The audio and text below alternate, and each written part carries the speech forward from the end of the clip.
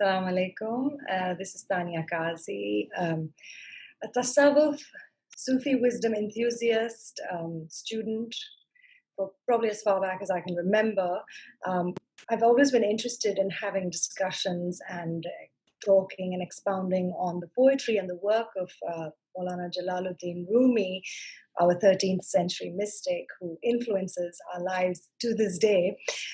Today I have with me Pouria Montazeri, who is thinker, writer, prolific writer on Rumi wisdom, a filmmaker, and also runs his own school on, which is beautifully named The Footprints of Rumi. Salam, Pouria. Salam, Tanya. Thank you so much for having me. I'm so happy that you're part of this endeavor. It's a seed of love that just had its own magnetic pull and called to be spoken, to be known. And it was just so nice that by chance, purely by destiny, our paths have crossed and we're embarking on this conversation, which I hope will benefit us and those who are watching this and add to their knowledge. Yes, may it be so, inshallah. How are you today? I am doing great. I am very happy to be here with you to explore and to share. And you are based in Colorado, yeah? Yes, Boulder, Colorado, in the mountains. I'm just loving this in the time of pandemic, how us from different parts of the world, parts of the country are managing to connect and create something beautiful. It's almost like it's made it easier because we can have these sessions without having to travel and meet and sit down and make appointments and carve out time. In a sense, it's almost become easier to communicate and talk to people one wants to reach out to, don't you think? Absolutely. I think it's a testimony to the power of the heart's intention and the human potentiality and creativity that no matter what goes on externally, it is always able to find a way to have its heart nourished. So I think during this pandemic, you and I connecting and now speaking is a part of that, is a testimony to that. So it's the mysterious gift embedded and hidden in crisis and in pain. And I think this is what I love about the intention of starting these conversations, because there is such a thirst in the human heart at all times. There is always this unseen magnetic draw towards love, towards the teachings of love, towards that which nourishes and calms and soothes the heart. And Rumi in all time and all ages has been that entity. Perhaps we could start today by talking about Maulana Rumi's earlier years, where he was born, where he traveled, how he ended up in Anatolia. What were his earlier influences? Wonderful. Rumi was born in a little town called Vash, which was close to Balkh. And because part of his name is Maulana Jalaluddin Muhammad Balkhi, one that is from Balkh, but he was actually born in a town close to Balkh.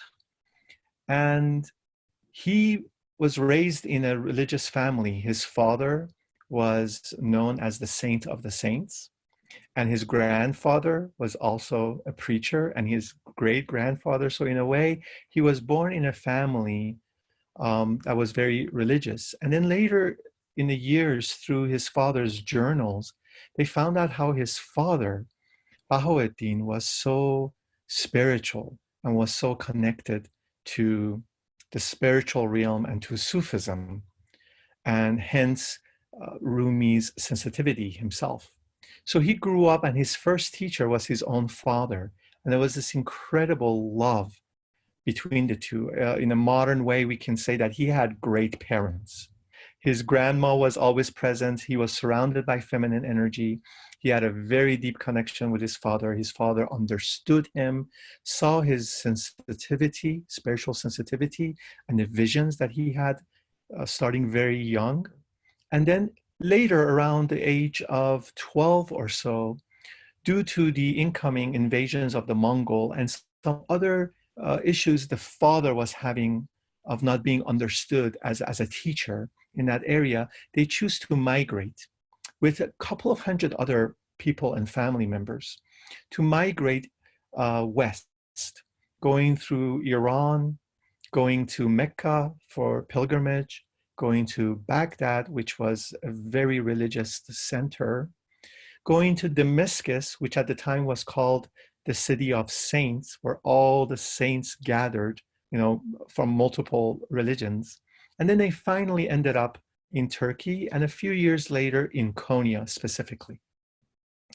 And then his father was initially invited to Konya to head a religious school. So that's what took them to Konya, when the prince found out that they had such a person had arrived to Turkey. And then a handful of years later, his father passes away. And one of his father's closest disciples, Burhanuddin, which happened to be Rumi's tutor back home, which I need to say that the current Vash and Balkh are in current day Afghanistan, which at the time it was all Persia. He comes to Turkey and he arrives and he finds out that his beloved teacher, Rumi's father, has passed away. So he takes the role of tutoring Rumi. Before making him replace his father, he has him go sit a handful of chelles. Chelles are those 40 day and night seclusion, inner work. He had him go back to Damascus and spend 3-4 years there studying the law, studying the religion, hang out with a lot of Sufis. And then when he returned, ceremonially, they made him the head of the school. So one day, in a very beautiful, mysterious way, a wandering dervish named Shams of Tabriz, which there's a whole story about his life we can cover. So I have to interject here and say that from what you're saying, the childhood that Maulana had and what he underwent suggests that he was a refugee and his family was fleeing Afghanistan at a time of the invasion of the Mongols. So, he was an immigrant, he was a refugee. These are issues that we learn and we hear about in present time, in present day as well.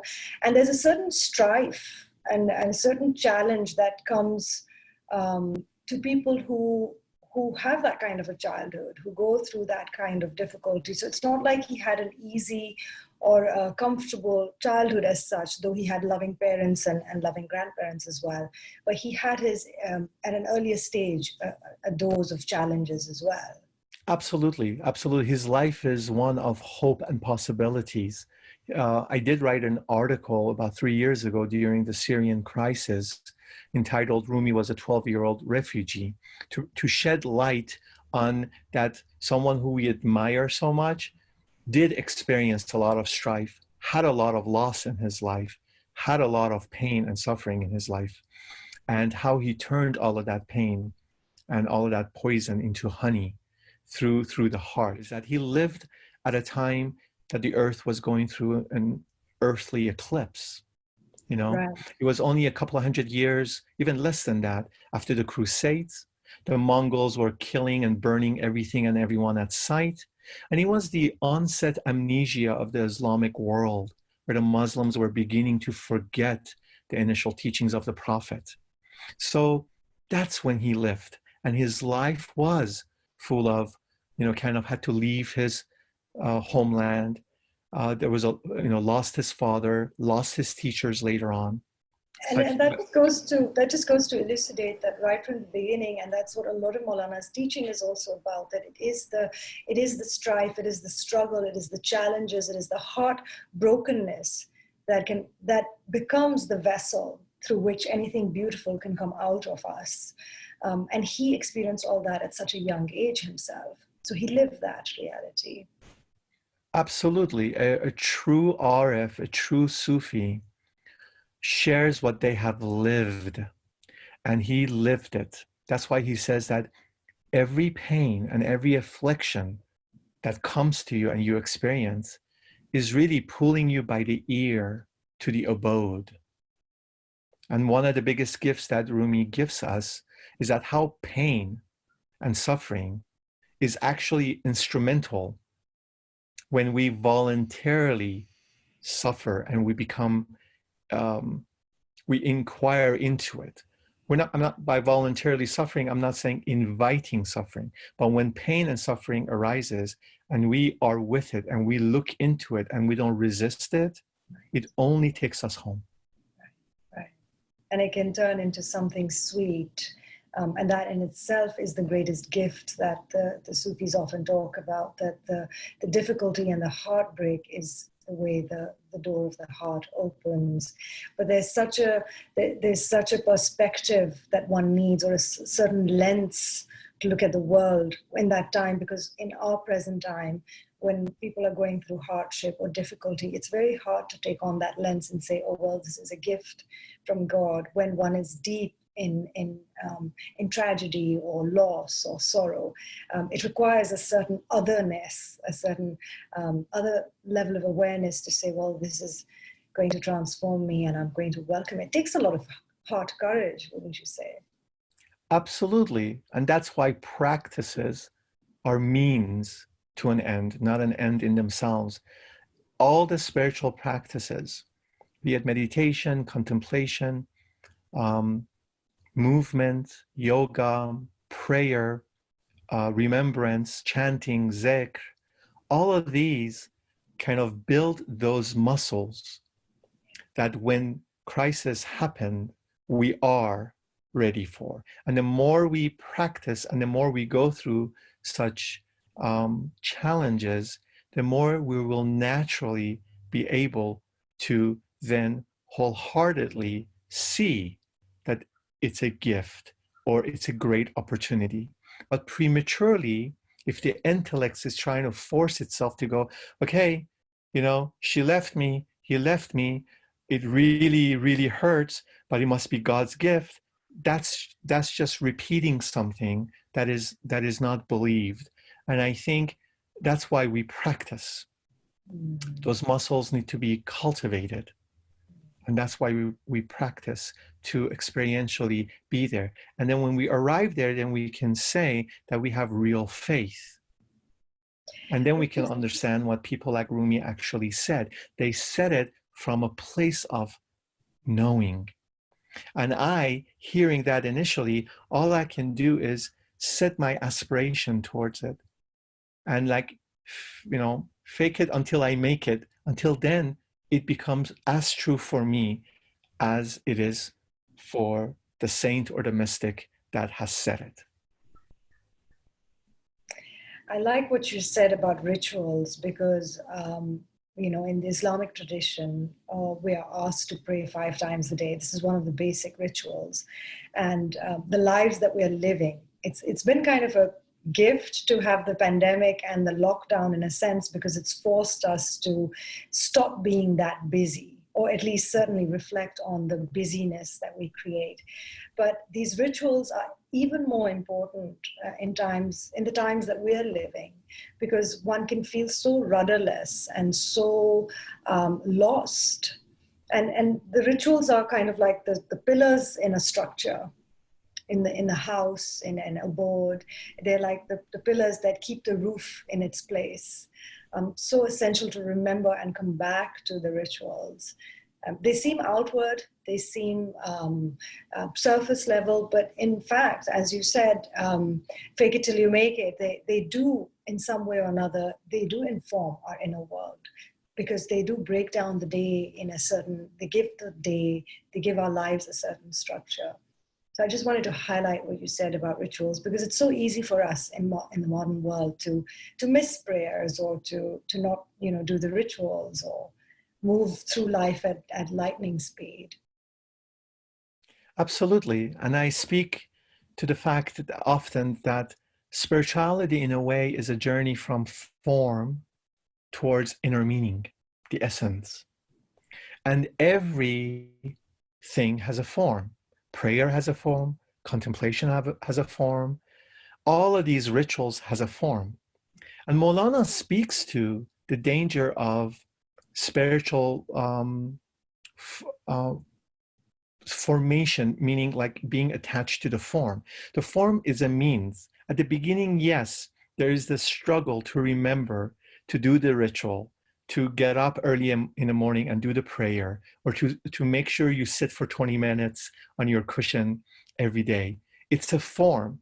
But if we bring love into it and we remember why we're doing this, we're not doing it because we're sitting on a cushion and the timer, the Zen clock will tell us like, yay, you did another 10 minutes. But actually, I'm sitting for freedom.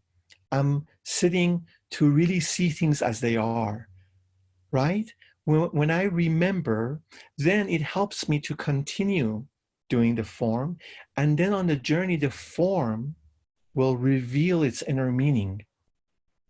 And then I enter a space where the form becomes the mean, and the form will continue, but it will not have that gravitational pull, or it won't be a struggle, it won't be a resistance, it will be an invitation. Kind of like how you use a spoon to feed yourself. It's natural. You don't think about, oh my God, I gotta pick up the spoon now. But the spoon is there so you could be nourished by the food. So yes, in the modern world, the bluff of the mind, which is coupled with how busy we all are, creates this illusion that we don't have time. But I always remind myself, I say, Pouria, you don't miss a meal, do you? You don't miss like an important thing on your daily life, do you? So why is it when it comes to liberation and freedom and being more happy, you bargain with these rituals? That's how I try to remind myself.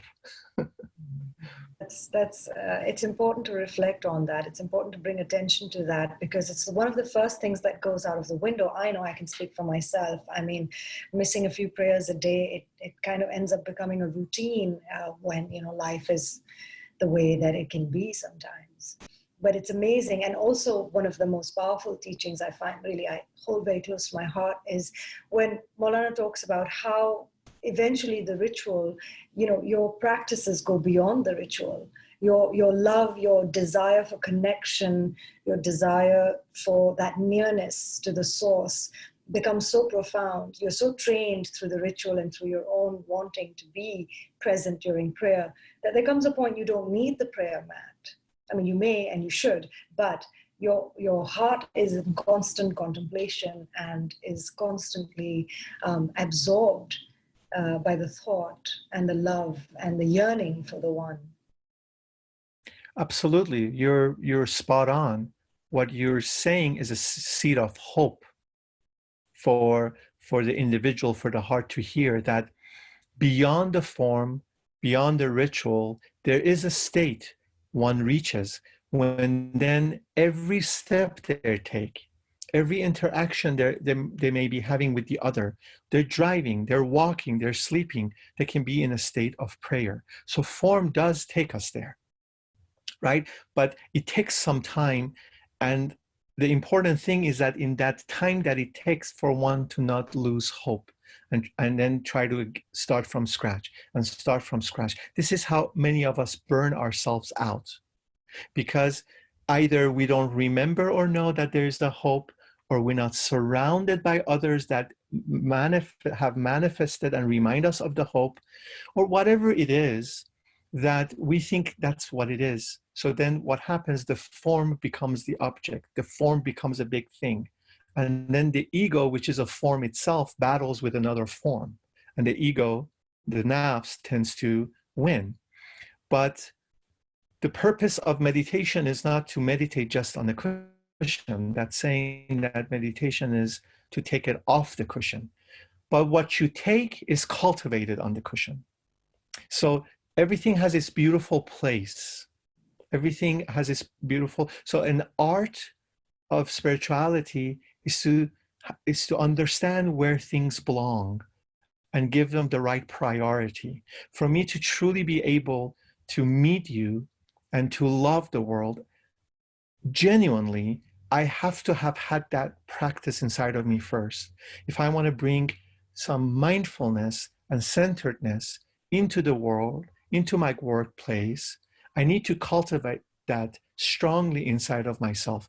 And for me personally, those things are cultivated and those muscles begin to form when I do my individual work, when I do the work on the cushion, when I do my prayer, when I do my contemplation hikes in nature. Then I can bring that and practice that amongst others, and then work in perfecting that, because it's an art. You're not going to get it overnight. Also, another thing I really want to highlight is when we are completely committed to the structure, and we are in the practice of the ritual over and over again. One, yes, sometimes you get into a conflict with your ego. Another is you start to attach too much importance to just the ritual, to the extent that you see that a lot in certain communities, that there's an obsession almost with the structure. And there's a punishment or a warning of a punishment that comes along with it. Well, if you don't pray, then such and such and such will happen to you. Whereas I feel like it's so important to talk about going past that. I mean, yes, we use the structure. It's a tool. It's not the end goal. It's a means to an end, is how you started when you started speaking about this. And I feel like that's such an important thing to highlight, because I come up against that a lot. I feel like when I travel back to Pakistan or something, I feel as if there's a lot of emphasis on structure, and then sometimes that's all there's emphasis on. Whereas the journey is a journey of love. It's a journey of the heart. It's a journey of connection. Absolutely. Where you find rigidity, you can't find a flow of life. It's an oxymoron. They cannot coexist. So where one finds rigidity inside of themselves or outside, is that love and that aliveness is not present. When we look at the planets revolving around the sun, or when we look at the sunflower following faithfully the sun 24 hours a day, we could, with the naked eye, see that as a structure and order. But what we don't see is love that is doing that its form is consistency and ritual. So any fascination with the form in itself reveals, like a mirror, kind of the absence of an alive, flowing, constant kind of love. And so when one finds himself or herself in that situation, one then is gifted that I need to find that motivation, that love, and reassess and ask himself and herself, what is the intention? Why am I doing this? Because when form becomes rigid, our intention has been lost. So it's never too late to reassess and ask myself, why do I torture myself to sit for 20 minutes? I need to remind myself. And when I remember, I get in touch with something that is actually live and flowing. And something that is alive and flowing, when that informs me, then whatever I do becomes more enjoyable, and it makes sense, and it is inviting. But what informs me is a void, and it's a habit, or it's a rigidity outside of me, then its outcome mirrors it. And that's why many people meditate, many people do a lot of spiritual practice, but years and years later, they're dissatisfied, because neither them nor a good friend or a teacher or a counselor or a coach is in their life saying, hey, what are you doing? Let's assess this. Kind of like we do assessment in businesses and organizations, or we do spring cleaning every now and then. We purge things. We need to ask ourselves too, because we're alive. We need to have an alive relationship with our hearts. This is so incredible what you just said. It's so important to highlight and focus on that, because ultimately it's the intention. Ultimately, it's the intention of why we do what we do. And at the heart of all of it, as Maulana talks about it throughout his verses, at the heart of all of it is this desire, this need, this longing, this yearning for love, for connection to the source. And that is the thing that we sometimes forget, we sometimes lose focus on, and then we get caught up in the structure, and it creates over time resentment, because it's just a hollow structure. There's nothing beyond that. And as it would happen with Maulana, talking about Maulana Rumi, even just talking about his early years would just inevitably segue us and direct us into a flow where we'd end up talking about such deeper things, and the essence of prayer, ritual, or the intention behind it, as well as all the sweet things that you have shared today. I feel like talking about Maulana is like that. We're never just going to be talking about his early years. We're going to end up talking about pretty much everything that pertains to human existence and human life. I thank you so much for your time, Pouria. This was so nourishing to the heart. Until we meet next time. Thank you so much. Thank you. It's such a joy. Until next time.